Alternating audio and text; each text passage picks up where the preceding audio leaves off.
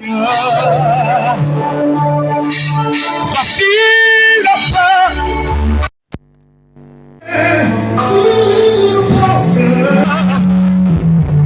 Parce que je suis sauvé. J'ai la victoire. Si tout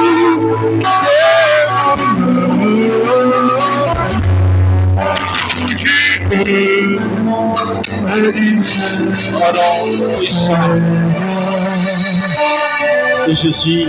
Amen. Nous allons nous lever debout pour lire le Sainte Écriture. Psaume chapitre 30. Psaume chapitre 63, les versets 2 jusqu'au 10e verset. Nous allons lire le livre des psaumes, le chapitre 63, le chapitre 63, verset 2 jusqu'au 10e verset. Oh Dieu, tu es mon Dieu. Je te cherche. Mon âme a soif de toi. Mon corps soupire après toi. Dans une terre aride desséchée sans eau. Ainsi, je te contemple dans les sanctuaires. Que Dieu vous bénisse. Est-ce qu'on peut acclamer bien pour notre Dieu?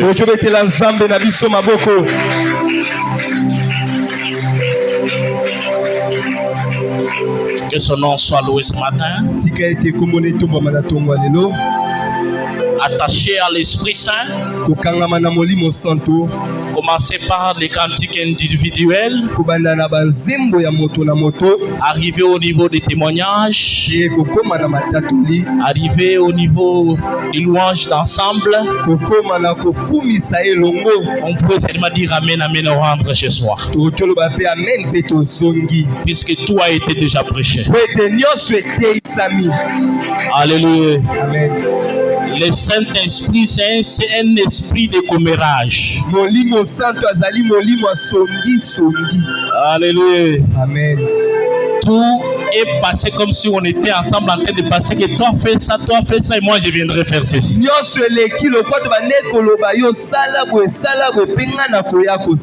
Que son nom soit jamais loué.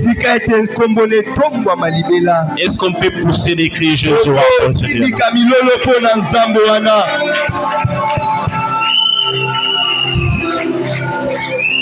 Que Dieu protège notre papa. Partout où il se retrouve, que Dieu soit leur Dieu. Et que Dieu bénisse tous les enfants de Sycomore. Tu ne peux pas dire Amen. Que Dieu te bénisse. Ce matin, nous allons parler de quelque chose. Notre thème de ce matin, c'est Adorons Dieu à nouveau. Alléluia. Amen. Adorons Dieu à nouveau. Donc, nous parlerons de l'adoration de Dieu dans un concept totalement pédagogique. Et je prie Dieu qu'à la fin nécessairement que tu comprennes comment il faut adorer Dieu.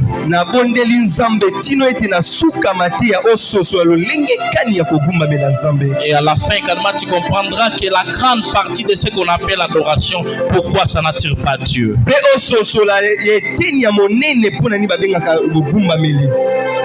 Pourquoi ce qu'on appelle adoration n'attire pas Dieu? Est-ce qu'on adore mal? Est-ce que nous adorons de façon qu'il ne faut pas adorer?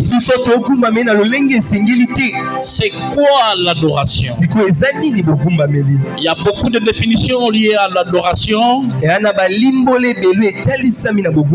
je donne la définition à la naissance des biblistes.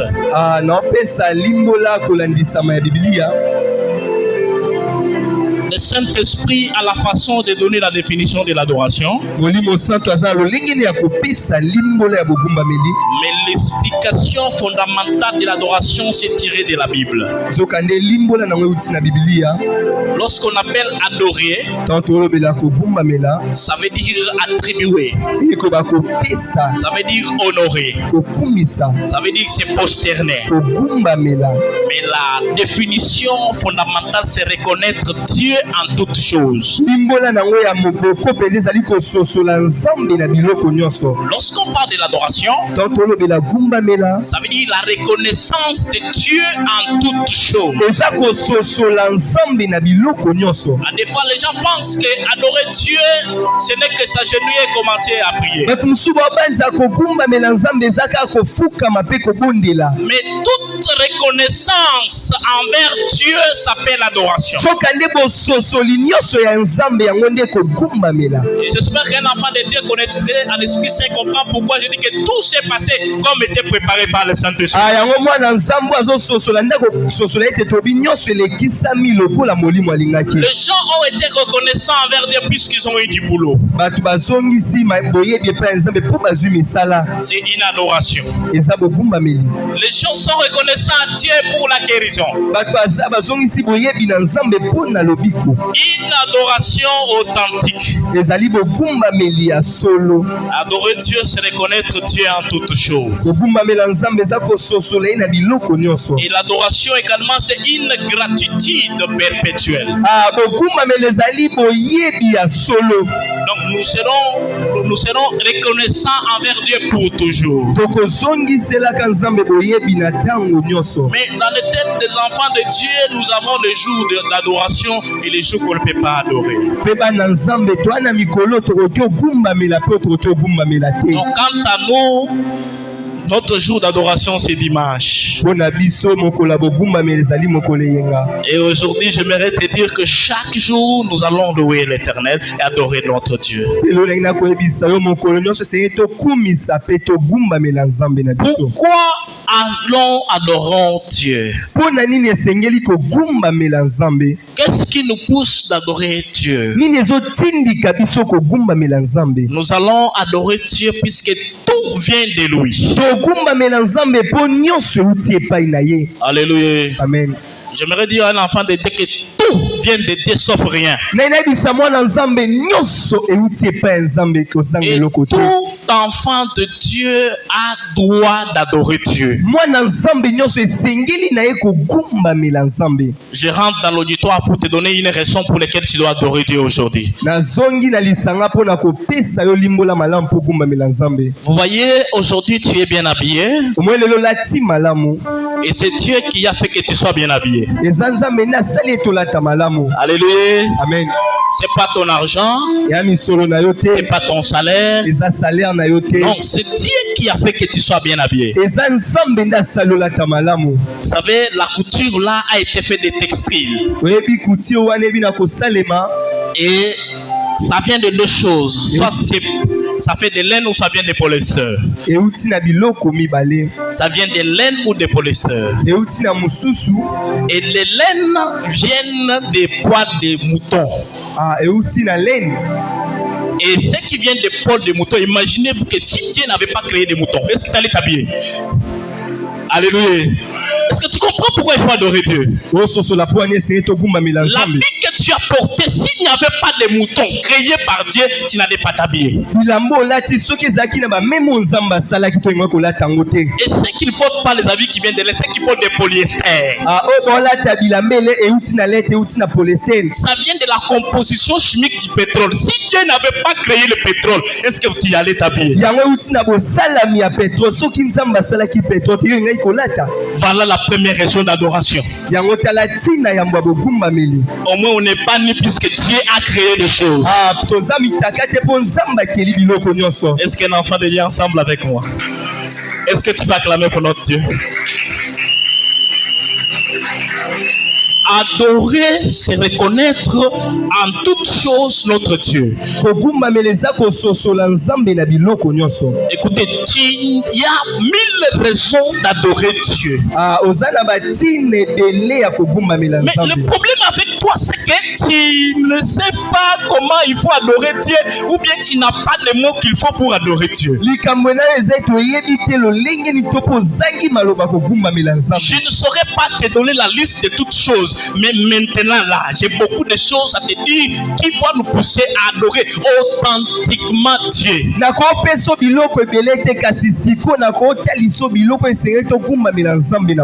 Écoutez, nous là, on commence à adorer Dieu par trichement. Non, par trichement, on triche les mots des autres. Or que ce que nous disons là, Dieu n'a pas fait pour nous. Adorer Dieu, c'est reconnaître Dieu en toutes choses. Et tu adores Dieu avec ce qu'il a fait dans ta vie. Écoutez, il y a eu des gens qui sont morts la nuit. Et ce matin, nous, on est vivants. Qui nous a protégés? Qui nous a protégés? Sujet d'adoration. Alléluia. Amen. J'aimerais dire à une maman ici qu'il y a beaucoup de raisons pour lesquelles tu dois commencer à louer Dieu chaque instant. Tu vois même rouge à lèvres que tu utilises. Ça a été fabriqué avec des roches rouges broyées. Et si Dieu n'avait pas créé des roches, est-ce que tu allais mettre rouge à lèvres? Est-ce que vous comprenez pourquoi il faut adorer Dieu? Adorons à nouveau l'Éternel. Est-ce que quelqu'un est ensemble avec moi? Est-ce que tu peux manifester? Mais quelle est l'erreur que nous avons dans notre adoration?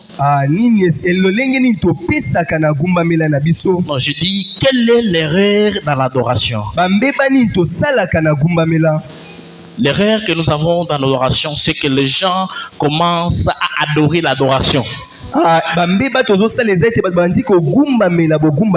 Alléluia. Amen.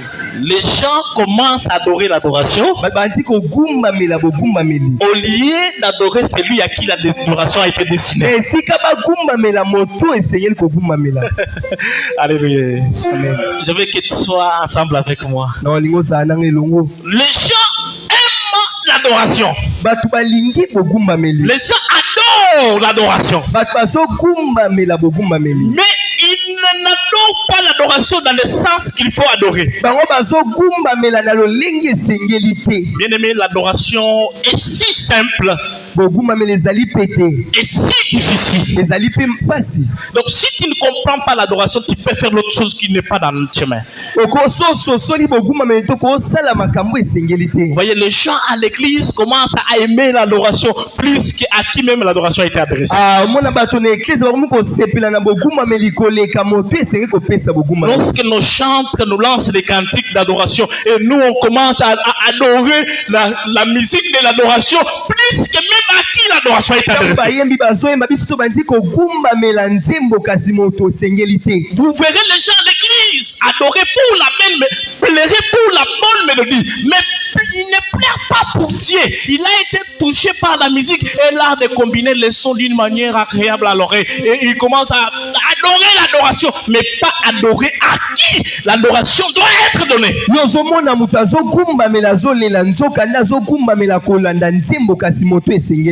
Lorsque je lisais la Bible, j'ai vu Saoul. Il a fait également l'erreur dans l'adoration. Dieu lui a dit de tuer tous les animaux des Philistins. Et quand il est parti tuer tous les animaux des Philistins, il a trouvé qu'il y avait de certains animaux qui étaient en très bonne santé. Et il s'est dit lui-même que ça sont des animaux en bonne santé qu'il faut sacrifier à Dieu. Est-ce que quelqu'un est ensemble avec moi? Donc Dieu t'a lui de tuer tous les animaux. Mais lui dit que je ne tue pas tout, je garde ça pour Dieu. Donc il les désobéir à Dieu pour l'adoration. ayebi na koboya kotosa nzambe mpona bogumbameli. Il dit à Dieu, je te désobéis, mais puisque je dois faire ton adoration. Binzambe na tomboli yo na boyi kotosa mpona gumbamela yo. Bon, il faut que j'aille t'adorer. Tu m'as dit de tuer tous les animaux, mais je ne le tue pas. Je garde quand même ça pour aller t'adorer. Bien sengena bumanya makasi na kobuma bango te mpona gumbamela yo kaka. C'est ça l'erreur de l'adoration. Yango ndembepa ya bogumbamela. Donc les gens désobéissent à Dieu pour amener l'adoration à Dieu qui l'a désobéi. Batu bazoboya kotosa nzambe po bamema gumbamela na nzambe. C'est ça la plus grande erreur dans l'adoration. Yango ndembepa munene na bogumbamela. C'est ne pas placer Dieu à la place qu'il devait être placé. Eza kotia nzambe te na esika esengelaki atiama. Et si tu regardes ta Bible, sotangi Biblia, le plus grand livre de ta Bible, omona buku munene ya Biblia. C'est quel livre? Quel est le livre le plus grand de la Bible? Buku munene na Biblia. Psaume. Alléluia. Amen. Le plus grand livre de la Bible, c'est un livre d'adoration et de louange. Alléluia. Amen. Le plus grand livre, c'est un livre d'adoration et de louange. Et ce livre a été écrit par un politicien. Et tout ce qu'il était en train de dire, ce n'était pas pour te faire plaisir. Ce n'était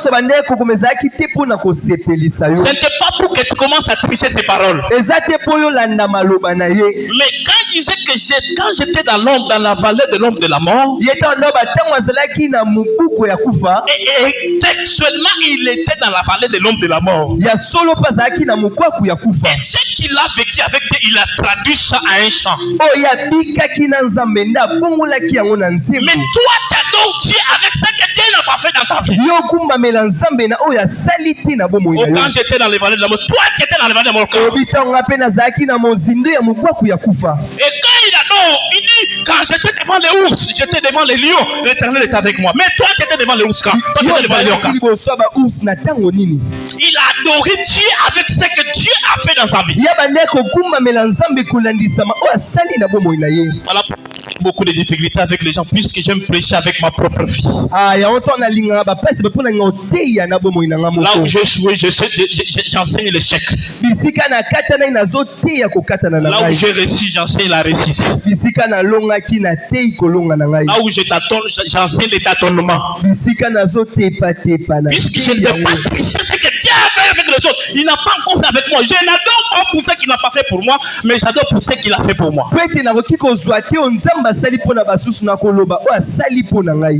Lorsqu'il faut adorer Dieu, il faut avoir la connaissance de Dieu. La connaissance de Dieu, c'est de connaître ses bienfaits dans ta vie. Et tout ce que tu dois commencer à dire, ça va concorder avec ce qu'il a fait. Vous savez, à l'église, nous avons un grand problème. Donc à l'église, nous pensons que Dieu peut être manipulé par des paroles. Non, manipuler Dieu par les paroles. Bon, il y a quelqu'un qui a chanté que tu es mon libérateur. Et toi, tu commences à adorer Dieu, tu t'agenouilles, oh, tu es mon libérateur. Il t'a libéré en quoi? Alléluia. Amen. Il t'a libéré à tu es en train de toucher ce que moi j'ai dit. Non, tu dois adorer Dieu avec ce qu'il a fait dans ta vie. Dieu n'a pas besoin de paroles bien enchantées. Non, il n'a pas besoin de paroles bien classées dans des bons français. Oh, je vais chamar, je vais jurer. Non, tu n'as pas adoré. Tu n'as rien dit. Alléluia. Adorer veut dire attribuer. J'aimerais donner une différence entre adorer Dieu et louer Dieu. Puisque quand on adore Dieu, il faut aussi louer Dieu à même moment. C'est là la plus grande erreur que nous avons à l'église. Les gens ne différencient pas louer Dieu et adorer Dieu. Lorsqu'on parle de louer Dieu, louer Dieu, c'est décrire. Les mots là ne me font pas plaisir. Décrire ce qu'il est. Décrire Ndengazali. Bon, donc, quoi louer Zambeza, qu'on décrire Ndengazali. On est en abo, na moulaïté, na moukoussé. Mais ce qu'on le peut aux amoulaï, au kossi. Bon côté. Ah oui. Louer Dieu, c'est décrire ce qu'il est. Interprète. Louer Dieu, c'est décrire ce qu'il est. Et tout ce que nous faisons à l'église, au moment d'adorer, nous sommes en train de louer. Tu sais, lorsque tu es, on te dit, c'est le moment d'adoration, tu t'agenouilles, tu te prosternes très bien. Ce sont des processus. Mais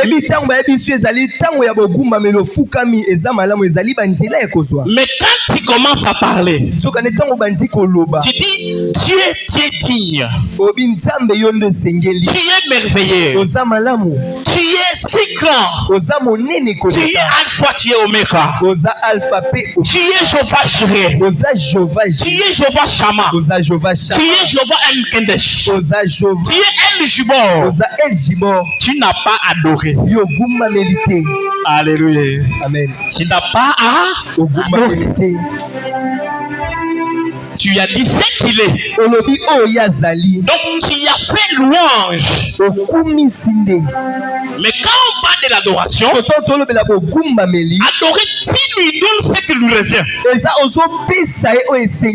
il est déjà Jéhovah Jireh. Et quand tu dis Jéhovah Jireh, tu n'as pas adoré, tu l'as dit ce qu'il est. Donc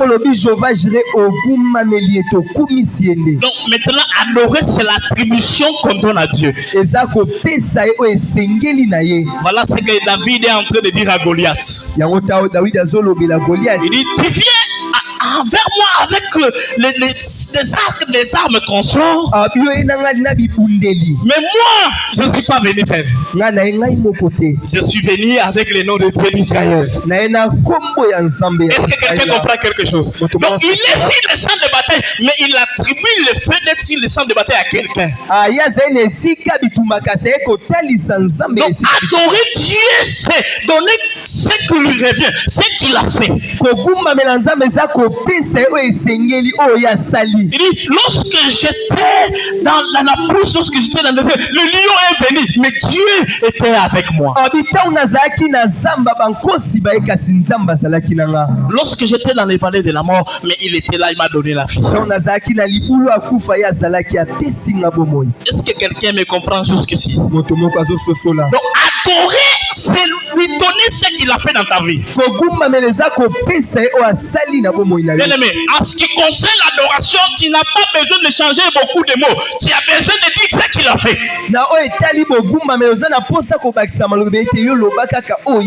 Voyez, lorsque le frère Fiston était en train de chanter ici,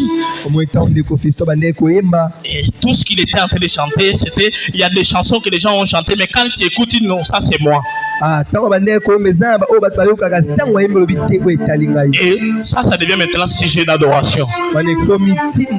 Il est en train de chanter. Toi, tu dis, Dieu, c'est moi. J'étais au village, tu m'as pris. J'étais au Congo, tu m'as mené en Europe. Je n'avais pas du boulot que tu m'as donné. J'étais malade. Voilà, j'étais un pécheur. Aujourd'hui, je suis un serviteur. L'adoration. Donc, tu as fait ce que tu as fait de moi ce que je suis aujourd'hui.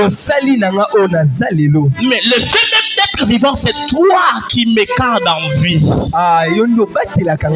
Voilà l'adoration. Est-ce qu'on peut acclamer pour notre Dieu?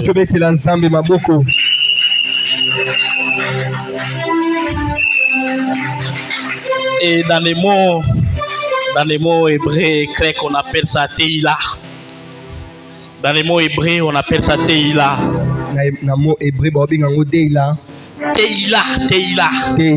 Teila, c'est louange. Et Barak, c'est adoration. J'ai besoin que tu comprennes la différence entre louange et adoration avant que j'avance un peu. Mais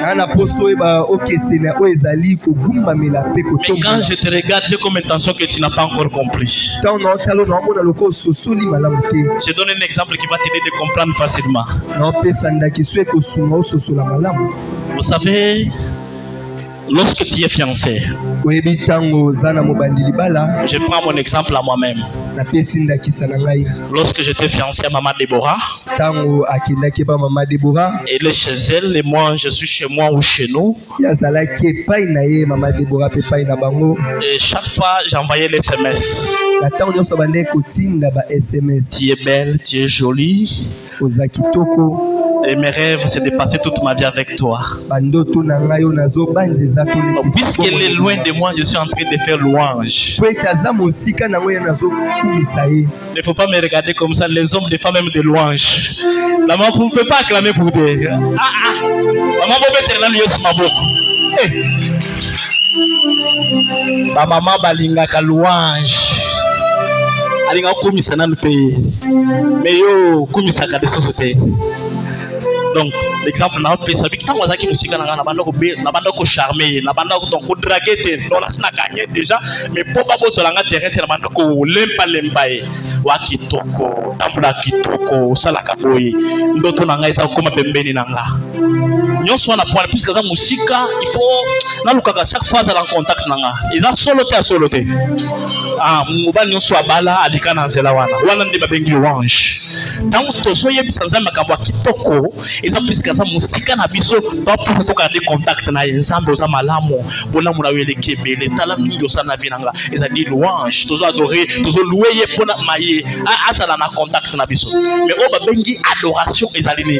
Où est-ce qu'on on a balié, à comme si on a nanga, louange est diminué. Alléluia. Ah, tous les hommes mariés me comprennent. Louange et saline. Kitoko soit na bakango sumingité. Parce que comme intimité. Est-ce que vous pouvez vous kanga? Comme alala le chel mutu na loboko et mususu makasole belete intimité. Parce que adoration et ça intimité yonaza nanzambe. Tango zo louer ça puisque nzamba za musika. Nzambe mune na mule, nzambe mune na mule. Mais tango za pembeni na yo sentir présence na ye, on continue intimité na ye. Makambo intimité et ça suma solo te tango za mustango ko ya pembeni te. Et dans ce que tala fi, tala lobi, tala lelo, ni ne ko changer, de ba benga adoration. Est-ce que mutu muka yo adoration te? C'est quoi yo ki mettre Yesu maboko?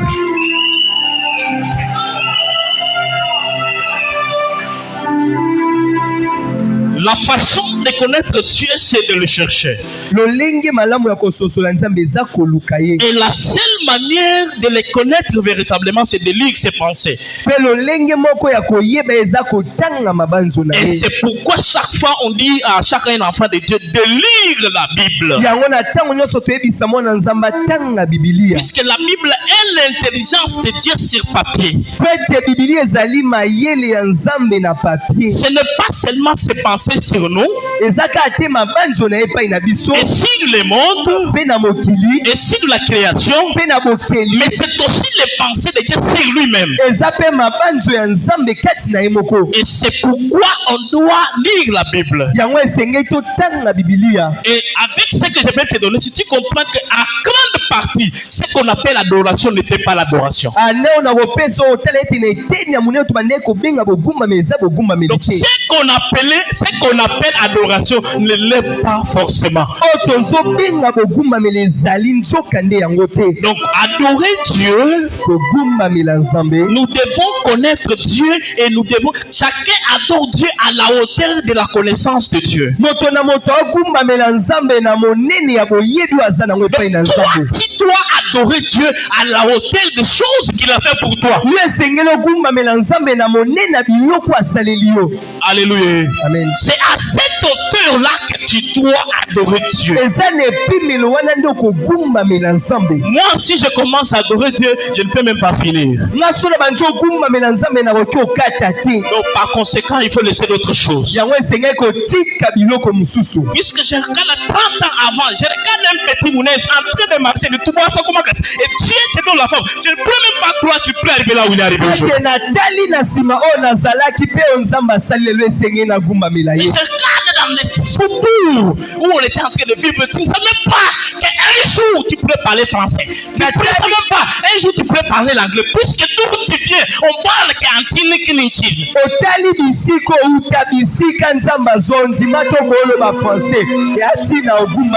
aujourd'hui, on est en train de fignoler. On parle en français, on parle en anglais, on a la connaissance. C'est Dieu. C'est Dieu. Je regarde depuis de la jeunesse. Lorsque je regarde depuis de la jeunesse, je regarde un monnaise qu'on appelait Ilk. Alléluia.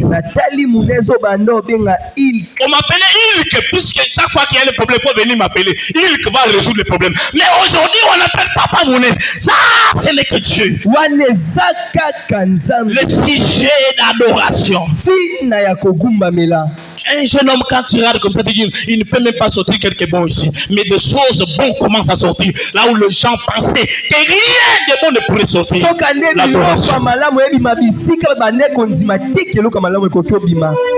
Le sujet d'adoration. Lorsque tu vois des gens de ton âge, et tous ne sont pas encore en vie, d'autres sont morts. Ils ont subi les mêmes maladies que toi, mais toi tu es en vie. C'est sujet d'adoration. Bien-aimé, quand je regarde quelqu'un aller à l'hôpital et opérer des hernies ou des simples appendicites et il est mort, mais je regarde moi, je regarde à l'état où j'étais, je dis Seigneur, je te loue pour ça.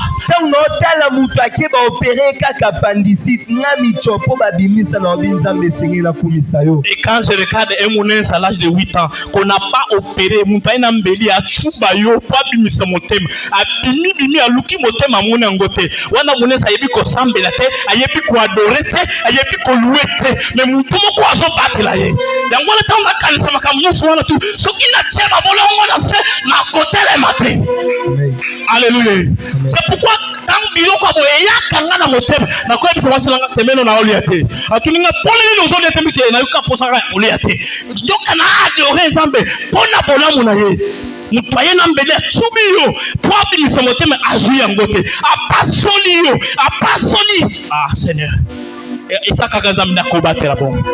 Alléluia. Bena lo mango kaina hôpital te obandi wana makila ekena se maye ekena se ba médecin ba lebite ah vous êtes à Cousine mais aucun hôpital ozongi vivant. Il y en a que Dieu qui peut faire ces choses. Ezaka kanzambi na otosala biloko wana. Est-ce que ça na mutu moko te awa zamba salele bolam oya koki ko adorer zambe pona bolam zamba salela ye. Alléluia. Yo zolinga salaka makambo minene mais oya mike asali ozotala na longo te tala na mike wa asali. Alléluia. Amen. Oya mike asali esko so kuma melaye tala lelo obala lelo zana bana combien babala basana bana te combien âge no basana ba célibataire. Alléluia. Amen. Sujet d'adoration. Sina ya kugumba mela. Yesu koko betela Yesu maboko te.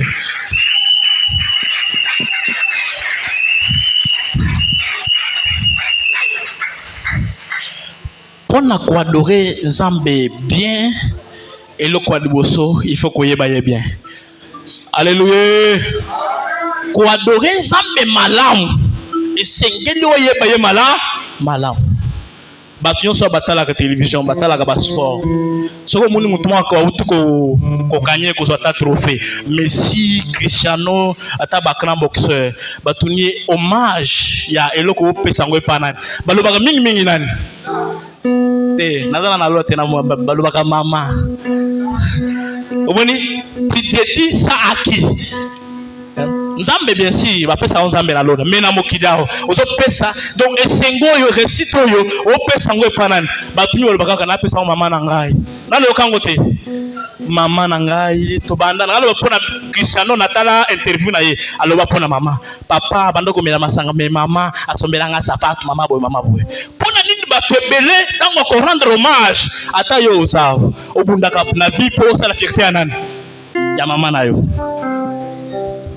Talanga bien na misu osala ka obunda pona osala onera mama na yo nakosi te nabunda pona kosala onere ya mama na ngai papa to mema ngambo moke ne bana pona papa me nga mama na siko na so expliquer yo pona nini ba pebele ba detia kabilo kebele kai pa ba mama ba detia kabilo kebele pa ba mama parce que ba mama bana ba yebi mingi ba mama na bango tango yo bimaka tongo ozongi poko ya kolema mama ko lali lobi olali tongo ke mama tukana na bana ndako mama lipa mama so mama mikata maso siko na mutu ya mwana ayebaka teke mbongo utaki pa papa ebika nyoso utaki pa mama par conséquent azolinga mama koleka yo nde biso nyonso tokola bongo tokese bilongo nyonso basalela biso uta nde pa mama donc papa okemba pona biso mais toyebaka mama alléluia biloko bele mama salela biso yo taipa na ete utaipa papa mais yo olobaka mama ya mama te yo ko mbongo papa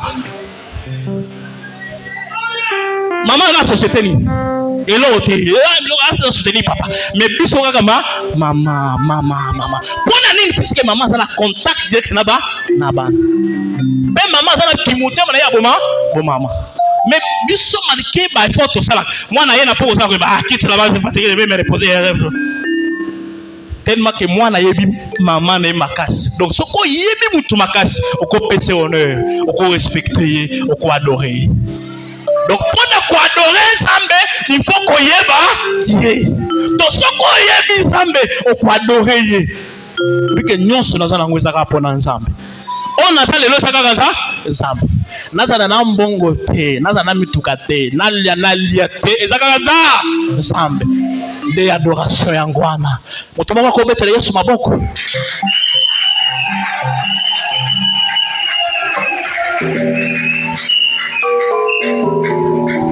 je vais un peu parler des principes qui vont nous aider de comprendre bien l'adoration. Le premier principe, c'est l'attraction du moyen.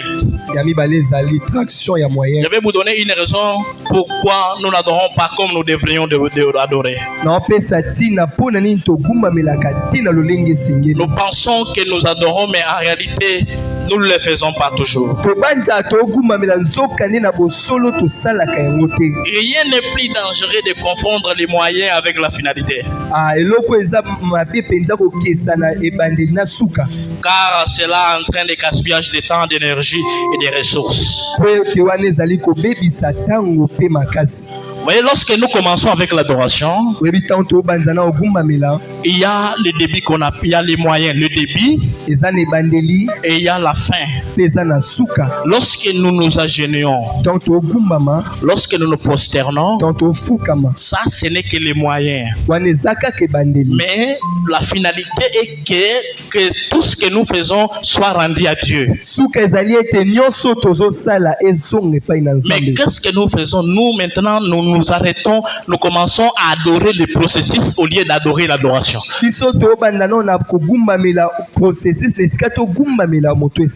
Alléluia. Amen. Je ne vais pas t'embrayer psychologiquement, mais je vais te dire qu'il ne faut pas adorer le processus. Il ne faut pas adorer le processus. Lorsque tu t'agenouilles, l'objectif ce n'est pas de t'agenouiller, l'objectif c'est d'adorer Dieu. S'agenouiller, ce n'est pas l'adoration. Danser, ce n'est pas l'adoration. Écoutez, chanter, ce n'est pas l'adoration. L'adoration, c'est maintenant quand tu fais tout cela, mais tu reconnais pour qui tu fais ça. Tu dis, je suis en train de danser, mais je danse pour Dieu. Je suis en train de chanter, mais je chante pour Dieu. Quand je dis que les gens commencent à aimer le processus, donc la personne commence à chanter, ne chante pas pour Dieu, il chante pour les gens. Est-ce que vous pouvez comprendre? Même quelqu'un commence à prêcher, il ne prêche plus pour les gens, il ne prêche plus pour Dieu, il prêche pour les gens. Donc il prêche pour que les gens l'apprécient. Idolâtrie. Alléluia. Amen. Lorsque tu commences à prêcher pour que le pasteur se réjouisse de toi, pour que le comment ça se dit de ça, tu es un idolâtre. Et moi, je ne serai jamais un idolâtre. Lorsque vous chantez et que vous ne chantez pas pour que la gloire soit rendue à Dieu et que vous chantez pour que les gens se réjouissent, vous êtes hors de chemin.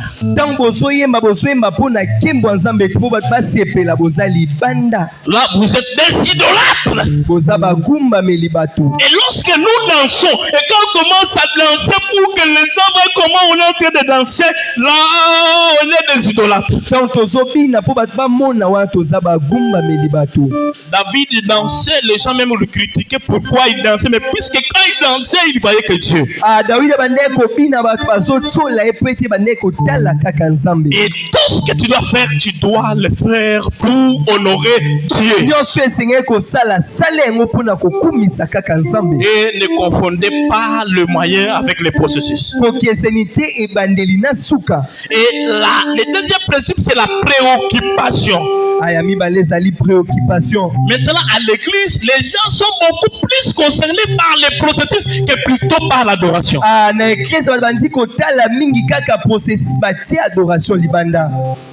Je ne vais pas te dérouter de mon chemin. Ici, chez nous, quand on adore, nous tous, nous allons nous agenouiller. C'est ce que dit la Bible. Nous allons nous prosterner devant Dieu pour adorer. Et ça reste ainsi. Lorsqu'il y a une adoration, nous devons tous nous agenouiller pour adorer Dieu. Voilà ce qui arrive à l'église lorsqu'on veut adorer Dieu. Lorsqu'on dit que tofuka mato adorer Zambi, yo lo bakanini. Makolo esalanga pasi moyen afuka manasambela pezate. Makolo wana webite nzamba ko beto kakatola makolo na utambo. Alléluia. Fukama adorer Zambi na meni bébé. Oyebi komi ma osambela baso bana. Olingo na Zambi ke mwana aleki Zambi na valeur. Tele bato Zambi te na meni bébé, moyen Zambi ate. Maman moko aluka la ngo afukama atole nzambe pesanga mwana mais yo zona nzambe ke mwana komi idolâtre nzambe aleki mwana aleki nzambe na valeur makabo to mwana kana église mwana aleki nzambe na valeur na kwa adorer yo te puisque na memi mwana aleki na valeur to mwana sala adorer yo nzambe pona ni makabo to sala kana église tele mato ko to adorer nzambe na tele matin na memi mwana na Mettez dans nzambe maboko.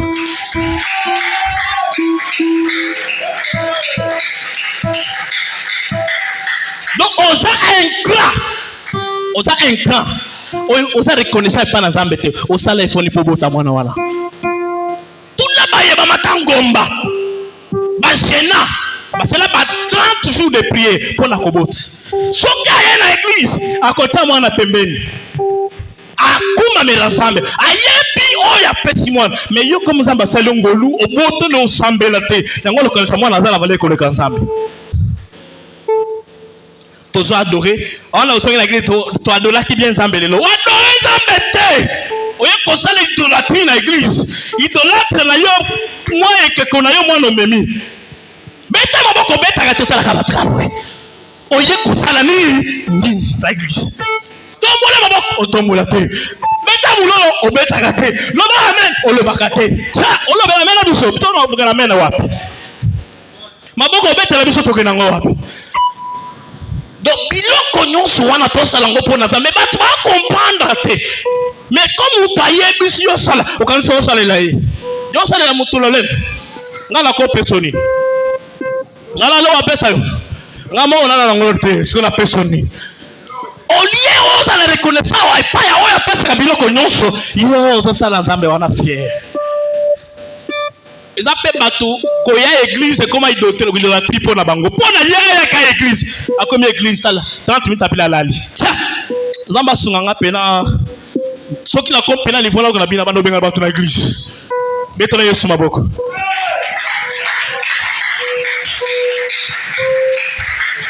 soki na komi niveau na aluka na koma na nzambe na komi yango Raphaël Olari bima libanda oda site na bongo oda site na oloba na baba wilite na oloba bima libanda kenula na ndako Oye pena na ndako sokoli mai. Olati elamba kitoko la kele kokumisa za zam. Okomi na église. Abi sorti na ah! Zonga ndako.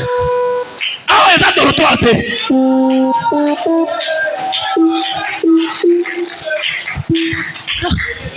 Donc, même quand il y a église, et comment idolâtrer pour le bateau moussou. Donc, pour il y a église. Le reste, c'est que l'église est alliée. Attendez, il y a tout à l'été. Et si la maison est d'accord, et si la maison est d'accord, il y a ça la ligne.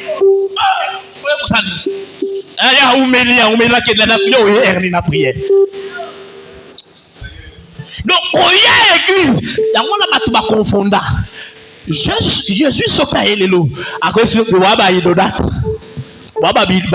beaucoup même la bikeko tiens na kenaka prier na sambela yo comme ça comme église sala kari ni église donc tozo ya isa pona kokuta na nzambe chaque jour donc tozo ya prier nzambe na yo kata eloko moko ko kolisa bondimi na mais yo église banda prier yo nde mutobeta masolo ba église na lo mabeli ngala lobi to oli aloba te nde makambo ele église ngwana na bete libaku na moloko alobi boye fala loba boye yo nde makambo ele wana idolâtre.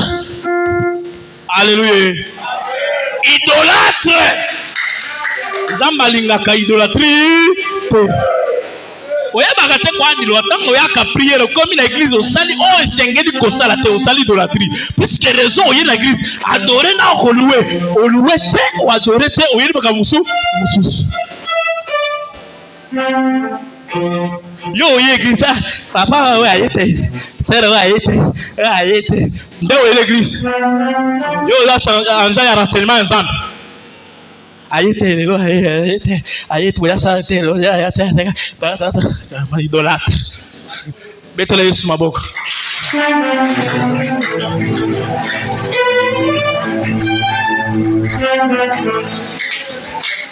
Tango papa Willy naloba na komo po boyoka bien batam suna masese boyoka te tant papa Willy na mama Cécile bakoya so to tondi su bala balcon so ngana hotel na biso to bokita boza na libanda tant na okita bozonga bakuma melibikeko. Alléluia. Bakuma melini bikeko bolukela batu makambo epa na nzambe bocha mwana na nzambe na danger mutumoka oyokanga tanga commandement ya nzambe ya liboso alingaka te bacha mutu na valeur na ye mais yo pour église il faut mwana mama Cécile pour église o mwana papa Willy okolukela bana ya bato ya nzambe makambo idolâtre okomi kokoya église pona bamona yo wana nde komina pe tozo observer tikala beti sona libaku mutebi nde botona ka komina oboza sute bobanda ndako toyebi nde bosambele bozo ya sute bobanda ndako na beti sona libaku aho tamba ko yende wala kubisoka yebila na obenga na yo idolâtre ozo adorer muntu to ozo adorer nzambe tayebi na be olinga vérité te abi olinga vérité te yo olinga no vérité te mais soki na sali makampona solo prédit no pe na komi idolâtre moi na komi idolâtre ça ezate na oya église bona Willy te na oya église bona Cécile te na oya za pour église bona ça sambe bantu bakiswak sambe sa libere na libere sanje makanisi na yo mwana sikomo to tank sondengeni nzamba pambola bango akopambola yo koleka bango mais mabe na yo ezaki yo monike bango asimi plafond yo okoka te mabe yangwana mabe yangwana ondimela su nzambe teke nzamba akopambola papa mama nzambe uche sika wapi les idolâtres Zamba soutenir biso.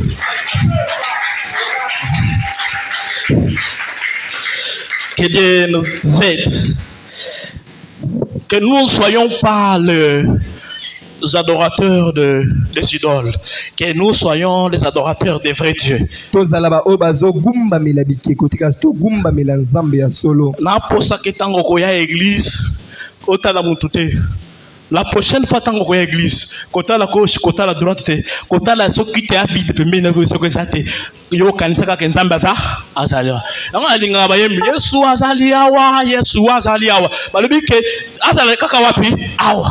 Akumama, Yesu akumama ye nakati na wapi? Na bomo ina nanga. Akasiyo ya yete mama president mama yete. Mama papa president baba yete. Papa Munesa yete. Yo ya kwa papa Munesa. Yo ebite ke oyo zanzoto mutako bela. Hein? So yo na bi pas exemple nga mo mutu musa yo kensa na souhaiter mutako. Donc ce qui yo zo église ponanga, so nga na kufu yo pengui. Nalo nga moko yo comprendre nendo na nalo bawana. So ki nga na kufu que yo ko ya sur église. Donc voilà comme ça bela yo. Betela Yesu maboko.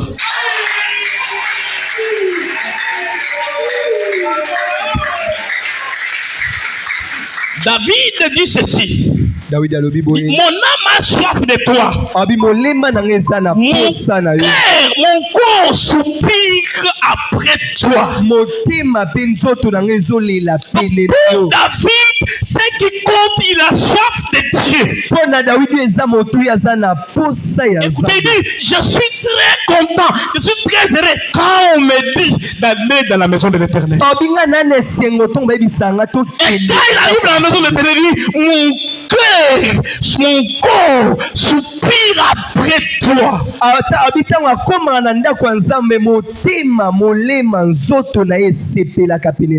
Mais toi, quand tu viens à l'église, ton âme se réjouit de quoi? Ton cœur soupire après toi. Je vais vous demander, les enfants de Sycomore, ne soyons pas les idolâtres. Que notre cœur se réjouisse d'être dans la maison de l'Éternel. Dieu peut passer par moi pour que tu le connaisses. Mais moi, je ne deviens pas l'objet de ton adoration. Peut-être que je t'ai prêché de connaître Dieu, mais ça ne veut pas. Je n'ai aucune valeur.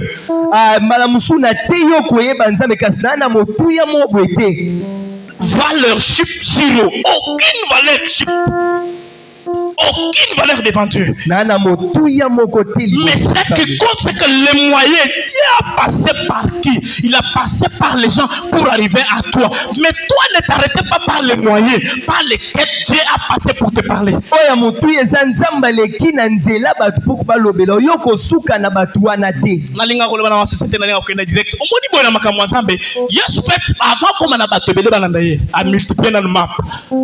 Alléluia. A multiplié ma mais a multiplié en défaté. A multiplié combien de fois? Une fois. Bah tu vas comprendre nous quand on y pesa et ça. Thomson les a et ça. Bah tu vas comprendre il y a bête ça bango peli bako. Ya on a linga Yesu. Ah hypocrite ya ça pas idolâtre te. Ah ça va comme la vérité. Mbalo yo boye pour la liba nzambe te. Boye li pona Thomson. Nous avons encore à l'équipe dans cela, moko bo oye baye. Et dit que chaque fois il faut pas personne kaka pour ensemble.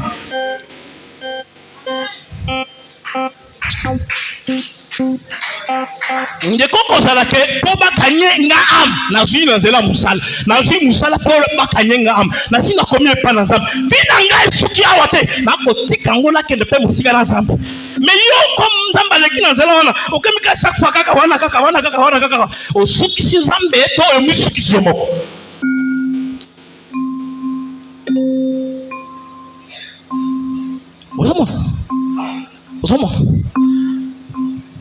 Les stratégies d'évangélisation sont multiples. Mais surtout aussi on dit dans la personne on dit comment tu es le kaba bateau.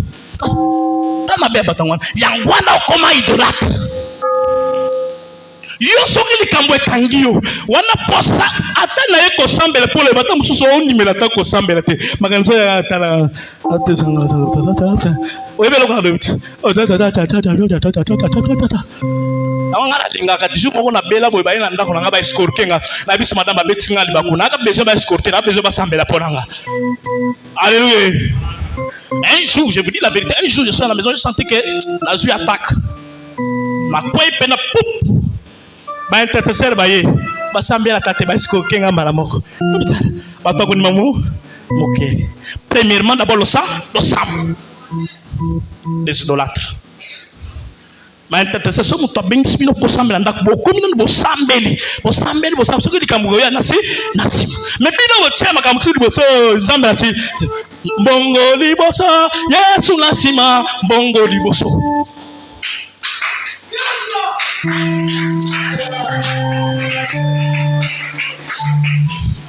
Ata obeti maboko tena hivi nanga ka ndi makabilo ka boite.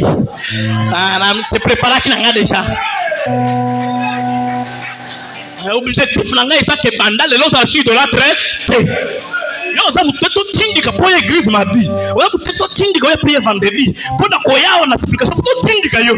Yo komi ko kosa na biso to kosa pona yo. Yaka bo ndo ko ndo ko ndo passer ko ba esco. O ko mona lo moko nzambe kiti pena wa boy.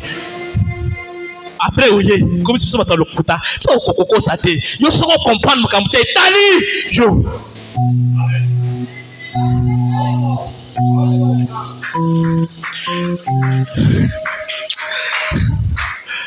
oui je vais quand même encourager les chantres na makambo ya kolwe nzambe na kwa adore oyo na komisa na bayembi bo mbete na maboko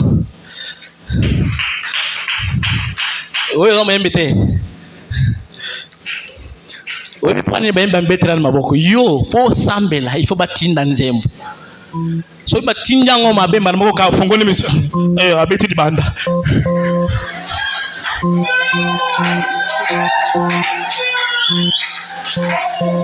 Nzamba pambola baye. Pa atala komba, abeti di bako tala. Tala ndia sote ape. OK. Donc yo na église yo kangala malam yo na église po otombole na nzambe maboko tombola maboko nde otombole kiti sane osane nini okiti me yo moko osala ngote nzambe pambola bayembi binela nzambe yo moko ko bina te mais j'ai m'aider les nzambe apesanga les sommes sous tant mama mazo yemba nakanga nzembo te defo nanga ngwana ata obeta 1000 francs kanga te oye bizembo wana tu j'ai une chose et donc la sepela ngona tadi côté à basala biso nous zaka boy mais ba mama ba lobi te ke bosa nini bobina biso moko kaka nzambe songi ba papa Paul koto ba papa bati koto ka bato ska koto ça va nde niveau to lingi to comme la sikomo ya ngwana obini ba biso binate otelemi ke baso te telema. Alléluia. Obeti maboko ba biso te ke beta maboko yo moko nde nzamba linga ka bongo mais yo po beta maboko puto te beta maboko beta milolo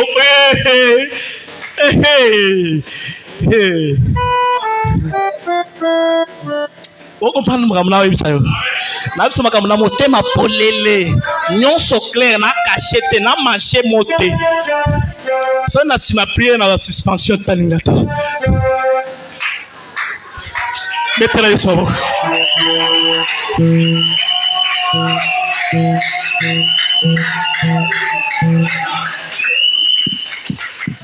Le point suivant et le dernier, c'est la création contre les créateurs.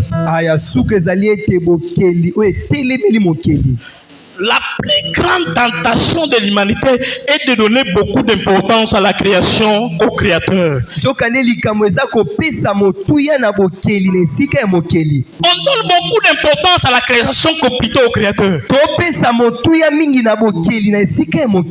Je vais t'expliquer quelque chose. Est-ce que tu peux faire ça?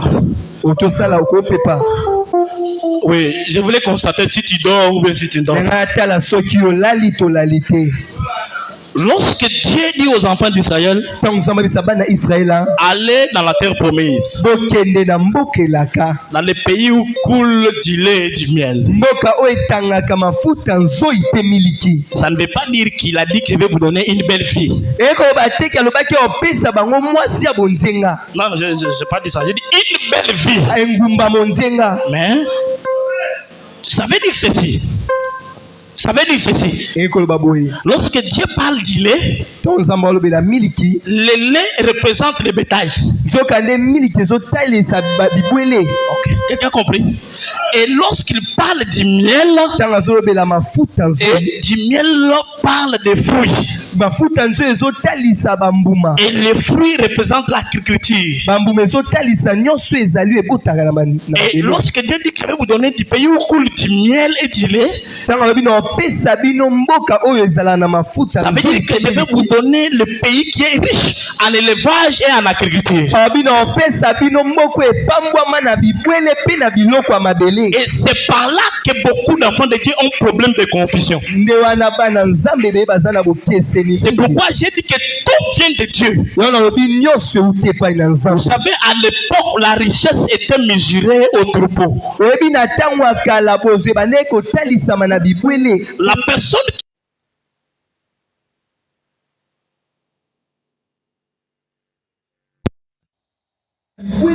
c'est pour cela que vous pouvez lire la Bible dit que Abraham était béni richement. Et là-bas avait des troupeaux de brebis, des troupeaux de moutons, des troupeaux de serpents. J'aimerais te faire comprendre quelque chose.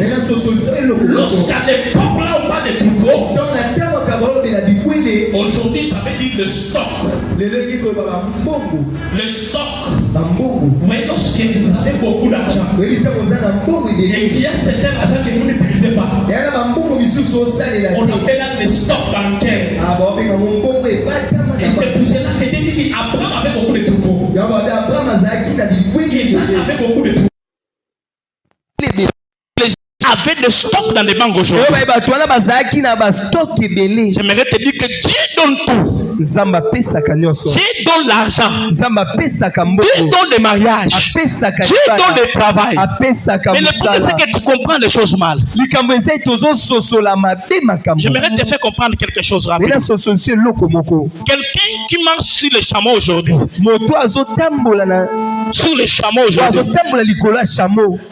Aujourd'hui, et quelqu'un qui roule Lamborghini, qui est riche. Hein? Lamborghini? Est-ce qu'Abraham avait Lamborghini? Abraham azaki Lamborghini. Alléluia. Est-ce qu'Abraham avait Lamborghini?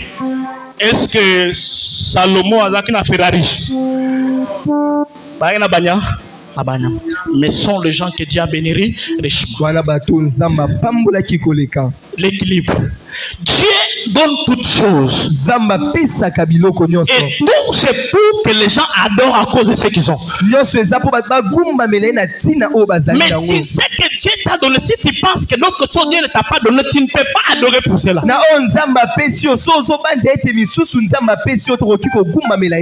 lorsque je touche mon salaire, avant que je commence à payer les dettes de Mayanda, de Voilà et Conso, je prie sur mon argent. Est-ce que vous pouvez comprendre? Dans le simba ka salaire nanga, et le quoi de bosso, c'est un secret, mais il faut aller pour comprendre. Maman nanga, papa nanga boy, na ko personnalité, na zonga nanga na moi bureau nanga, na vandi, na sambe, merci pour bon osanine opesinga. Alléluia. Na o expliquer yo. Tant on appelle la salaire te, na bando la motivation. Mais ce qui n'a sali musala na zili foot, c'est que nzamba pesinga makas. Nzambe merci pour na makas so pesinga puisque muto pesa ka makas te. Muto pesa ka bato makas ça, nzambe makas ya musala pesinga, o pesinga mayela musala na sali musala zimbo bon. Oh le za muke mais lobe ko pesanga bele koleka. Merci na pour na bongo pesinga. Alléluia.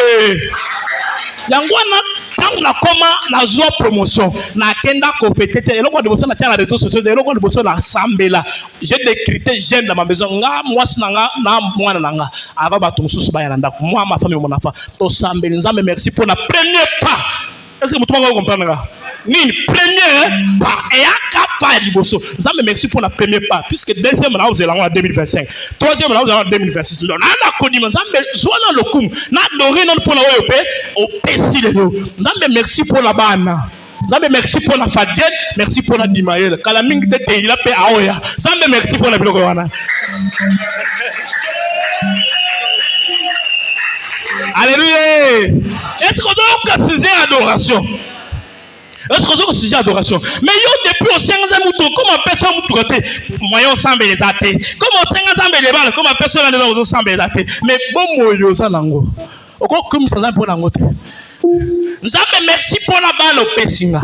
Merci pour la baboto be au pesinga. Merci pour la bande kunanga. Merci pour la mutubo. Nzambe merci. Na kumisa yo na adoré yo pour la batoche aux alentours nanga. Si j'ai l'adoration. Mais les lots ba comme côté les mains ba so kumisa création koleka créateur. Alléluia. Donc ba comme quoi adorer création. C'est là on s'en bat lesquels pour la copambola yo et comme si j'ai nos adoration. Nzambe merci pour notre tata, nzambe merci pour la maman. Ah, yango comme adoration na yango comme idolâtre. Nzambe merci puisque l'équipe pambolinga le comme sont pas na yo. On comprendra. Na biso makamyo sto boye soki nzambe te mutoko ça le loko. Je suis reconnaissant et pas papa Ouli pour marque de considération. Mon fait ça, mon ça c'est bien. Mais si Dieu n'avait pas touché, il n'aurait pas fait ça. Donc merci à Dieu pour ça. C'est pas lui, c'est Dieu. Oui, puisque ça m'a imité et comme ça le loco.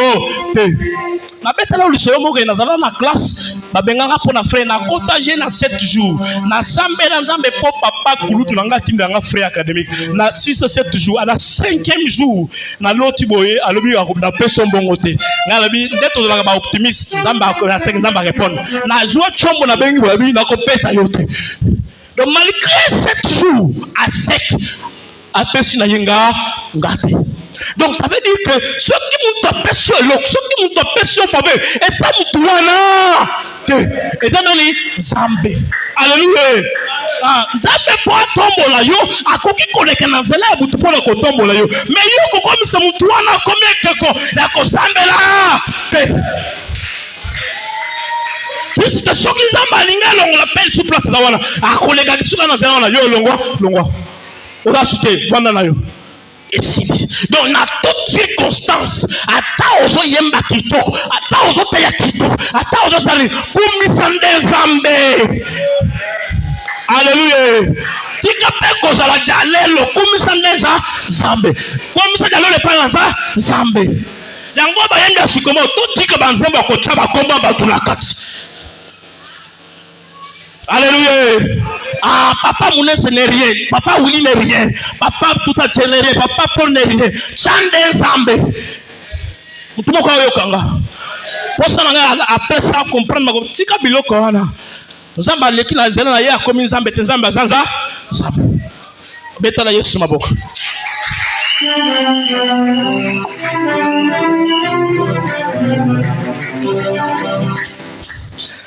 Ce qui n'a pas qui je suis. J'allais me mettre dire que le soleil fait quoi? Arrête-toi. Il y a tellement beaucoup de choses à dire sur l'adoration de Dieu, louange de Dieu, à tel point que je ne saurais pas tout dire. Mais des choses qui peuvent aider l'église à grandir, à comprendre les choses.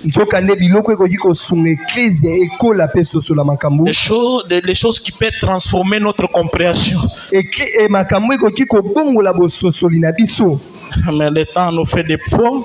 Ce qui est important, c'est que comprenons les moyens et la finalité.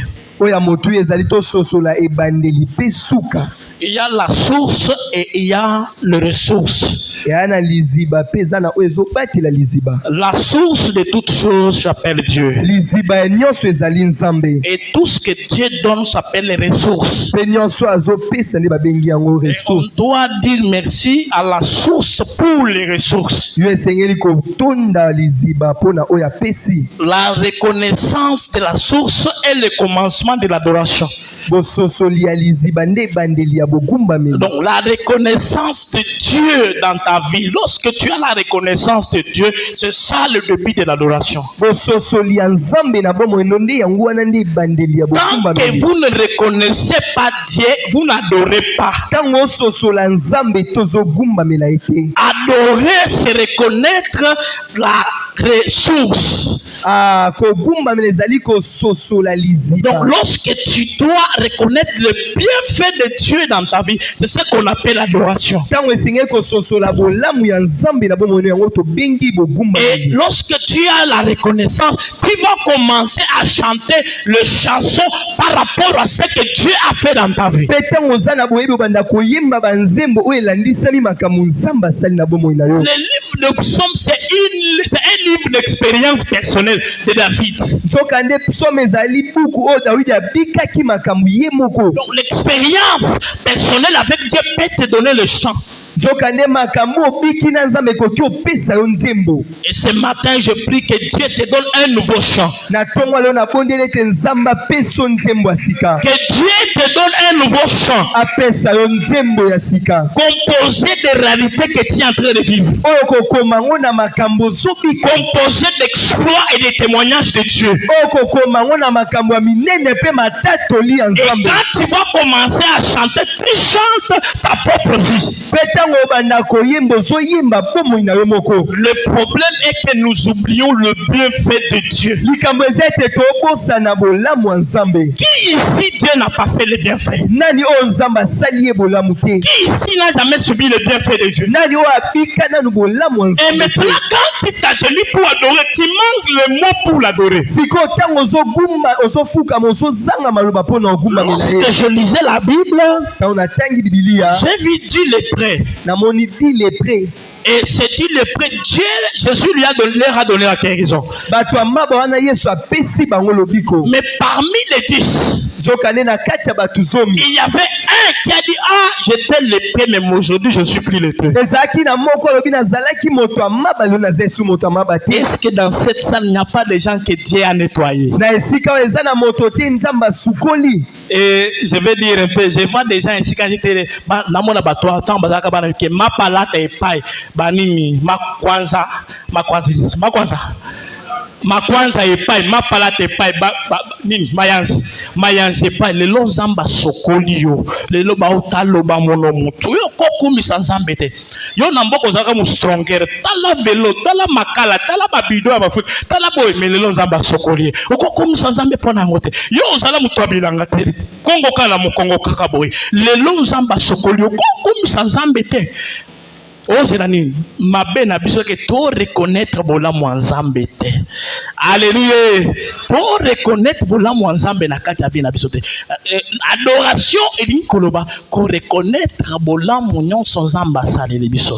Lokola mutu amaba oyo ba mususu na to abo na église si 100% 90% bazana ba activité na koyebisa mwana Nzambe tika ko adorer activité. Prier, c'est une activité. Mais ceux qui ont tient adoration à activité, ont commis idolâtre. Ont commis moyen ensemble, ont commis intimider avec le chromo.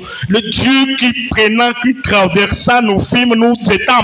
Qui veut impressionner qui? Nzamba impressionne à Kaina Malobate. Depuis ça, Nzamba Kamboyo na moté, mais ceux qui ont Chiluba, depuis ça, Nzambi Pandaji. Puisque c'est Dieu qui fait les choses. Tout cas, qui Congo, maintenant qui Congo, ceux qui ont la Swahili, depuis ça, la Swahili. Mais yo comme on doit pember na yo, ou bien comme on simbi micro. Il faut intimider par le Dieu sama de Jéhovah Rapha. Yo, on met le point comme Jéhovah Rapha. Alléluia. Yo, on met le point comme Jéhovah Rapha. Yo, on a besoin de Moussal. On a besoin de personne à Moussal. Comme Jéhovah Rapha. Jéhovah pourquoi? Jéhovah. Est-ce que nous sommes les Congolais là du Cameroun? Comment mettre Nzambe na oya pesi yo? Nzambe mu pesi ba to misa misal. Yango na linga Nzambe pa ba to bazale pa biso kuna na mboka. Ba yemba nzembo ezoko kana pena na benga ikashomona. Alléluia. Na koyeba ko interpréter na nga na lingala te kashomona. Ça veut dire que ba opérer yo tellement bamba lebele mais Nzambe biso kaka na bomoyi. Nzambe kashomona. Nati ba biso boye ta na yo kanzembo na Nzambe kashomona. Donc après ça nga vie, place vie ezalate. Tangwana pour moi kozala na vie et ça mérite et ça grâce à Nzambe Nzamba pesinga pe grâce na zapani ba viva. Alléluia. Est-ce que mutu moko ko adorer Nzambe na tongo wa sali? Est-ce que mutu moko ko adore nzambe na tongo awasala? Est-ce que la kati ya église ena mutu moko nzambe asalele bolamu wakoyi mpo nzambe ke lelo nazokisekoka matondi mpo na bolamu osalelinga? Est-ce que mutu wana na église naposa kopesa opposition te nasisi deja kote yo zwa opposition ya kokumamela nzambe na ndenge oyo okelima te okotelema ube okolala yo adore nzambe nzambe na adore yo na tongo ya lelo puisque biloko osalelinga eleki ebele nzambe tala place outalanga na mboka na otambola makolo na otraverse ba village mpona kokende koluka mai lelo olobino ekoma na lupango napeso merci nzambe merci mpona biloko ebele osalelanga nana mposa adore nzambe mwana nzambe adore nzambe zuwa position nyonso osebilisa yo o adore nzambe mpona nyonso asala mpona minga yo ebi nzambe oyo osali mpona lelo napeso na merci adore nani mpona oyo opesi nzambe bato bakenda bauniversité mekanda talatala moto akosoutenir grate mais na quel pe grâce nasili mpe ya gauche azwi mpe mosala grave te opesinga mosala opesinga libosa opesinga mwasi opesinga bana nzambe nakumisa yo naposo adore nzambe na bamombo ekoyeba mokati ya motema akotitika yo mpe na bango yopesa nzambe merci nzambe na adore yo na tongo lelo nzambe otamala lelo tokomi mpe basali na yo eske biso mpenza tokoki kosula